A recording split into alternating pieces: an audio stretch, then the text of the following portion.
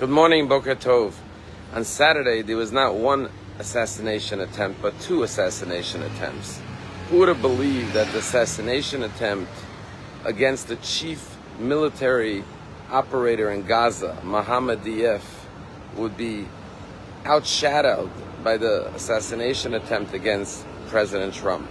And while thank God President Trump was only slightly injured and his life was spared, it is still unknown whether the life of Mohammed Dief has been eliminated and ended. And we only pray that he is dead, because he was a ruthless murderer, an evil man with the lives of countless innocent human beings on his hands that he personally was responsible for murdering. And if he is truly eliminated, this will be a key point in the defeat of Hamas. This week's Torah portion tells the story of Bilam attempting to assassinate the Jewish people through being hired by Balak to curse the Jewish people.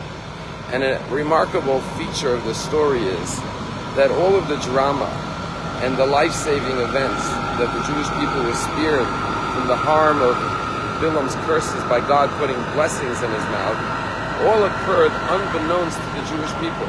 The Jewish people in the desert, they were being encamped there. They did not know about the plans of Balak hiring Bilam, paying him an exorbitant amount of money to come and curse the Jews. They were unaware of the numerous attempts of Balak taking Bilam to different points of sight to try to curse the Jewish people.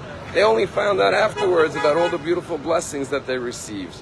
And this story makes us realize something very important, that every day as we live our lives, there are heroes, unbeknownst to us, who are protecting us, who are watching over us, just as God watched over the Jewish people. This story illustrates that God has many messengers who are protecting us. Whether it was the Secret Serviceman who immediately jumped into action and eliminated the murderer and rescued and saved President Trump, or whether it's the brave IDF soldiers who are fighting to eliminate evil from this world. And therefore, every day when we get up, we have to realize there are miracles happening right now in the background that God is orchestrating through wonderful, heroic human beings, brave and courageous, who are going out and eliminating the evil Balaks and Bilams of our modern day and age. And that is why when we do learn about such a hero, we have to celebrate them and learn from them and be inspired by their stories, because they represent hundreds and thousands of people who are out there every day risking their lives, protecting each and every one of us, just as God protected the Jewish people. One of those heroes was a young 21-year-old boy. His name is Ari Spitz. Ari Spitz was fighting in Gaza in January when an explosive detonated, killing 2 of his fellow commanders and injuring 7. At first, they thought he was dead. But then when they took his pulse, they saw he had a weak pulse. And they immediately airlifted him to Soroka Hospital. And then they informed the parents, who are on the way to volunteer on a farm in the south, that your son Ari is in critical condition. He was just airlifted to Soroka Hospital. The parents drove straight to Soroka and didn't leave his bedside for 7 weeks as he was lying in a coma. Underwent 8 surgeries and 30 blood transfusions. And unfortunately, they had to amputate both of his legs and his right arm. After 41 days, Ari woke up right before Shabbat. And his mother and father, after pleading for prayers for 41 days, posted on her WhatsApp chat, Hodul Hashem, give thanks to God. Ari opened his eyes and smiled at us. And it was worth waiting 41 days at his bedside to see that smile. When Ari came out of his coma and realized that he was a triple amputee, he asked to see his rabbi.